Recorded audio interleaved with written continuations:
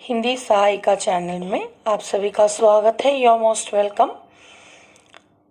रोज़ की तरह आज मैं आपके सामने एक नई कविता, कभी मैं कहानी, कभी तो कविता आपके मतलब आवश्यकता अनुसार मैं कोशिश करती हूँ वो कहानी, वो वस्तुएं आप तक पहुँचाऊँ जो आपके लिए सहायक हो।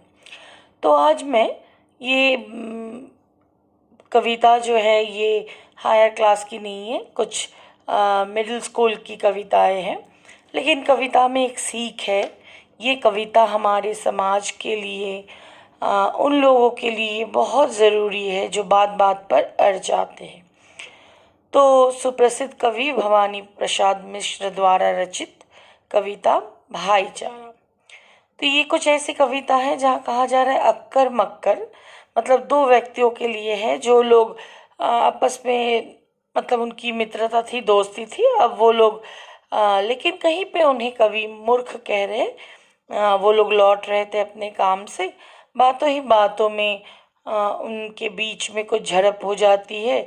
ऐसी बातें दोनों एक दूसरे के कह देते कि दोनों एक दूसरे पर तन जाते हैं। मानो एक तरह से इसने भी बंदूक उठा लिया, उसने भी बंदूक उठा लिया कि क्यों मैं झुकूं, क्यों मैं तुम्हारी बात को मानूं।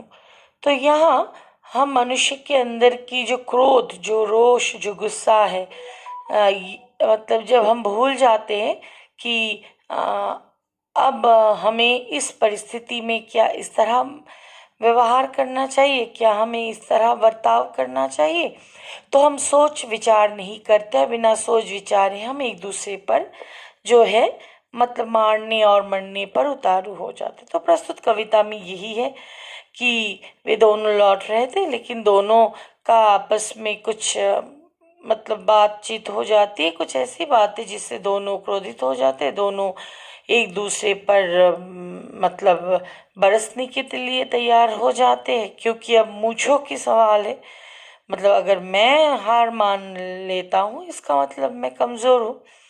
तो यहाँ दो पुरुष अपनी ईगो को वो बनाए रखेंगे, इसीलिए झगड़ा, मारा मारी, एक दूसरे पर हाथ उठाने, ये जैसे उनके चरित्र या पुरुष होने की निशानी है। तो इस तरह मानो वे लोग अड़ गए थे अपने मतलब एक प्रकार से एक दूसरे को मारने के लिए। तभी लोगों की भीड़ इकट्ठा हो जाती, और हमारी जो मतलब हम जैसे हैं इंसान, दूसरों का हो रहा है तो उसमें हमें कुछ करना नहीं है। वी शुड नॉट पोक आवर नोज। वो लोग लड़ रहे हैं, झगड़ रहे हैं, कुछ एकाध होते हैं बिरले जो मतलब एक्सेप्शनल्स, जो दूसरों की बातों में भी, दूसरों की समस्याओं में भी अपना टांग अड़ाते हैं या वहाँ चले जाते हैं ताकि वो सुलझ जाए। तो हमारे देश में ऐसे लोगों की बहुत कमी है। तभी जो है हमारा देश अभी भी पीछे पड़ा हुआ है। और हमारे देश की इसी कमजोरी को आज नहीं, मतलब 75 साल पहले से भी मतलब देखा जाता है, जहाँ अंग्रेजों ने आकर भारतीयों पर फूट डालने की कोशिश की, डिवाइड एंड रूल पॉलिसी, ये उनका सबसे बड़ा हथकंडा था। इसी को अपनाकर वे भारतीयों में फूट डालना चाहते हैं, और वो कहीं कहीं सक्षम भी हुए, क्योंकि हम इतने लालची, इतने लोभी थे, कमजोर थे कि हम उनके आगे झुक गए। इसके पीछे कारण क्या है? उन्होंने हमारी एकता को तोड़ा, हमारे भाई भाई के बीच के प्यार को, प्रेम को तोड़ा, क्योंकि उन्हें लगा था कि ये आसानी से हम कर सकते हैं। तो ये वो कविता है जहाँ अब दोनों, मतलब कविता की शुरुआत कुछ ऐसी है, अक्कर मक्कर धूल में धक्कर, दोनों मुंह रख दोनों अक्कर, हाट से लौटे ठाट से लौटे। मतलब वो लौट रहे थे ठाट से, कहीं से एक साथ एक बाट से लौटे, एक ही जगह से दोनों लौट रहे थे। बात बात में बात ठन गई, मतलब बात करते करते दोनों आपस में लड़ पड़े, ठन गई अर्थात लड़ पड़े। बाह उठी, हाथ उठ गई, मूछ तन गई, मतलब मूछों का सवाल है। अब मेरे मतलब एक तरह से सुपीरियरिटी कॉम्प्लेक्स, ठीक है, मैं क्यों तुम्हारे आगे झुकूं। इससे उसकी गर्दन भींची, उसने इसकी दाढ़ी खींची। मतलब मारामारी में जो होता है उस वक्त तो ख्याल रहता ही नहीं कि कौन किसका बाल खींच रहा है, कौन किसके गर्दन को दबोच रहा है, तो कौन किसको मुक्के मार रहा है। तो वही हुआ, अब वो जीता, अब ये जीता। मैंने you can understand the situation. मतलब एक दूसरे को मार रहा है तो कभी वो गिर रहा है तो कभी वो उठ रहा है।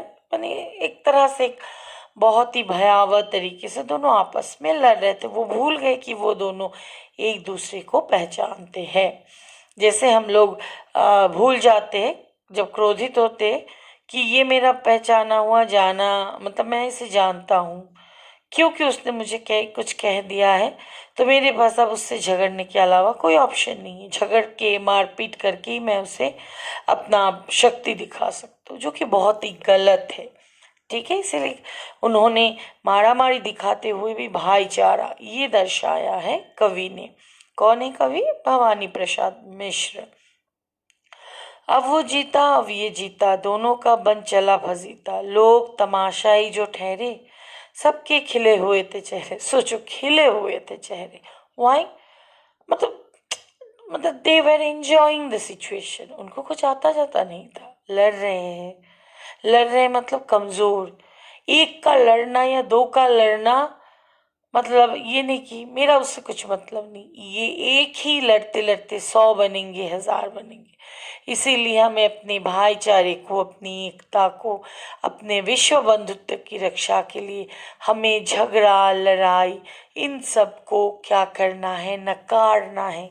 इन सब से दूरी बनाए रखना है।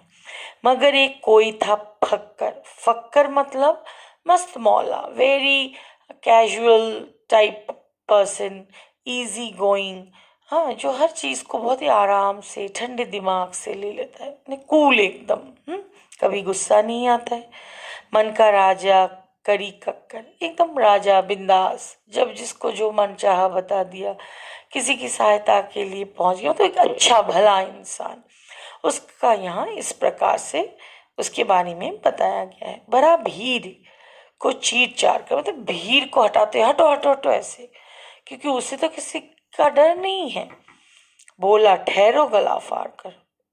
देखो बहुत सारे, मतलब मारा मारी है, मतलब मैंने वी कैन अंडरस्टैंड, बहुत सारे लोग खड़े हैं, किसी को कुछ आ नहीं रहा है। ने नो वन इज बॉदर्ड और वरीड, लेट देम फाइट। यही उनका मतलब, वही उनके मन में है। तो दोनों इस तरह जो है मरने में मारने में उतारू हो गए। अक्कर वक्कर धूल में लगे। धूल से सनी हुई मारा मारी है, उसमें कहाँ धूल कहाँ कीचड़, बस एक दूसरे को मारने पे उतारू है। दोनों मूर्ख, दोनों अक्कर, मतलब दोनों ही मूर्ख है, दोनों ही अक्कर, मतलब एकदम स्टबन, जिद्दी अपने बात पर। मतलब तुमने मुझे ऐसा कहा, रुको मैं तुम्हें मजा चखाता हूँ। गर्जन गूंजी, रुकना पड़ा। अचानक गर्जन, अ वेरी, मतलब एक वॉइस, एक आवाज। गूंजना मतलब इको होना। तो वो जो थर्ड पर्सन जो भीड़ को चीरता हुआ आया, उसकी आवाज सबसे अलग थी। उसने रुकने के लिए कहा। सही बात पर झुकना पड़ा। बाकी जो दो मारपीट कर रहे थे वे रुक गए। उसने कहा सही पानी में, मतलब एकदम कराकेदार आवाज में कहा। डूबो चुल्लू भर पानी में। मतलब मरने के लिए आदमी को क्या चाहिए? अगर पानी में डूब के मरना है, तालाब, झील, कुआं, समुद्र। लेकिन तुम तो ऐसे इंसान हो, नीच गिरे हुए हो, मतलब तुम्हें समझ नहीं है, तुम आपस में भाई भाई में लड़ रहे हो। तुम चुल्लू चुल्लू भर पानी, मतलब बहुत ही कम, मतलब जिसमें संभव नहीं है कुछ। मतलब तुम ऐसे हो कि तुम्हारे लिए चुल्लू भर पानी भी ज्यादा है। ताकत लड़ने में मत खो। तब ये इंसान समझता है क्या कर रहे हो, लड़ रहे हो, अपने ताकत को खो रहे हो। तुम्हारे अंदर ताकत है, शक्ति है, ऊर्जा मनुष्य में। उस उसका नेगेटिव यूज मत करो, पॉजिटिव अच्छे कामों में लगाओ। विविधता मत लाओ, झगड़ा मत करो, एकता, बंधन, ठीक है, शक्ति। वो शक्ति जो हमारे देश के लोग एक दूसरे के हाथ को पकड़कर हम क्या कर सकते, इस देश को ताकतवर बना सकते हैं, शक्तिशाली बना सकते हैं। भारतवर्ष वो देश है जो हर चीज कर सकते, कि कोई यहाँ, और country is a secular country, धर्मनिरपेक्ष देश है, गणतंत्र है। ठीक है, यहाँ लोगों को महत्व दिया जाता है। यहाँ के लोग अपना नेता स्वयं चुनते हैं, वो हक उन्हें दिया जाता है। 18 साल के बाद बच्चे अपना वोट देते हैं। तो ये वो देश है जहाँ हिंदू का मंदिर, मुसलमान का मस्जिद, ईसाई के लिए चर्च एकदम आराम से तीनों बना हुआ है, कुछ कुछ की दूरी पे, लेकिन कोई किसी से ईर्ष्या नहीं। ईद पे हम जाके सेवई खाते तो वे दुर्गा पूजा में आकर मिठाई खाते, तो ईसाई अपने क्रिसमस में केक खिलाते। तो ये है वो देश जो विश्व बंधुत्व का नारा देता है, जो विश्व बंधुत्व का नारा देता है। ठीक है, तो उसने कहा रुको, अगर ताकत है तो ताकत को क्या करो, उसको बर्बाद मत करो, उसे मत तोड़ो, खाली सब मैदान पड़ा। लड़ने का इतना शौक है, ताकत लड़ने में मत खो। अगर लड़ना चाहते हो, सामने मैदान है, चलो जाओ, वहां जाकर लड़ो और अपनी ताकत को वहां आजमाओ। चाहे वो मैदान हो, या मैदान से तात्पर्य युद्ध भूमि, रण क्षेत्र, जहां हमारे हजारों वीर सिपाही, हमारे देश के जवान हमारे लिए लड़ते लड़ते शहीद होते हैं और हम चैन की नींद सोते हैं। तो दिखाओ अपना कमाल, दिखाओ अपनी शक्ति। सुनो मूर्खों ने जब बानी दोनों जैसे बन, जब उन्होंने ताकत ऐसे ही मत खो, चलो भाईचारे को वो, मैंने कहा ब्रदरहुड, भाईचारा, बंधुत्व, भातृ प्रेम, ठीक है, ये सारे इंपॉर्टेंट वर्ड्स है।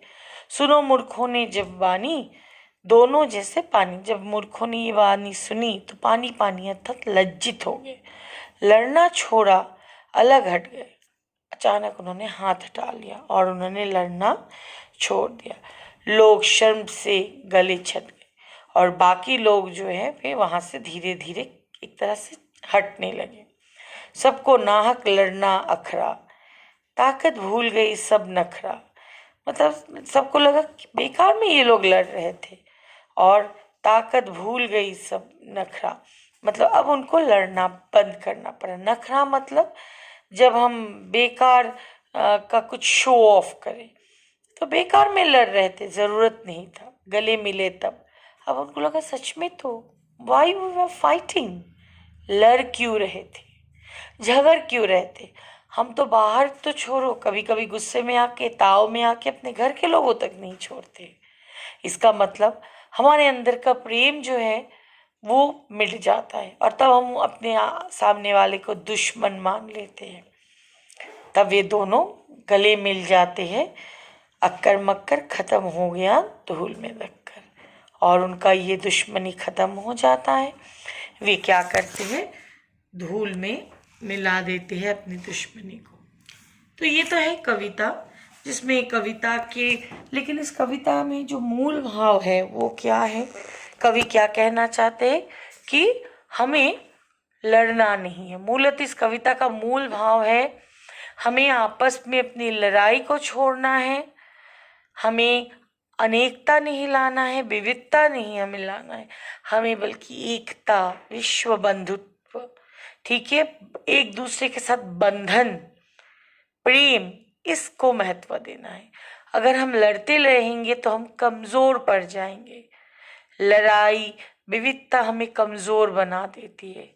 हमें संदेश देना है इस पूरे देश को कि हमें भाईचारा, भातृ प्रेम, एकता को अपनाना है, ना कि विविधता को, दुश्मनी को। अगर तुम्हारे अंदर ताकत है, शक्ति है, कवि के अनुसार उसे आजमाओ, उसको दर्शाओ। कहाँ? उस रण क्षेत्र में जहाँ हमारे हजारों भाई बहन अपनी बलि चढ़ाते हैं। तब तुम जाकर क्या कर सकते हो, अपनी दुश्मनी मतलब निकाल सकते हो। वो देश जो हमें क्या कर रहा है, कमजोर बनाने का प्रयास कर रहा है, वह देश जो हमें मिटाने का प्रयास कर रहा है। तो मूलतः इस कविता में क्या है, भाईचारा, विश्व बंधुत्व, एकता, इन भावनाओं को, इन मूल भावों को कवि ने महत्व दिया है। कवि ने एकता, भाईचारा, बंधुत्व को प्रेरित किया है और उन्होंने क्या कहा है कि लड़ो मत, बल्कि एकता के बंधन में बंध जाओ। हमारा देश वो देश है जहाँ विविधता में भी मतलब एकता है, यूनिटी इन डाइवर्सिटी। कवि ने इसी को दर्शाया है, एकता, और एकता के बल से ही हम अपने जीवन में सर्वस्व हासिल कर सकते हैं। ठीक है, मैं इस कविता के ऊपर आपसे आगे और चर्चा करूँगी। आज के लिए इतना ही। Thank you all of you and bye bye.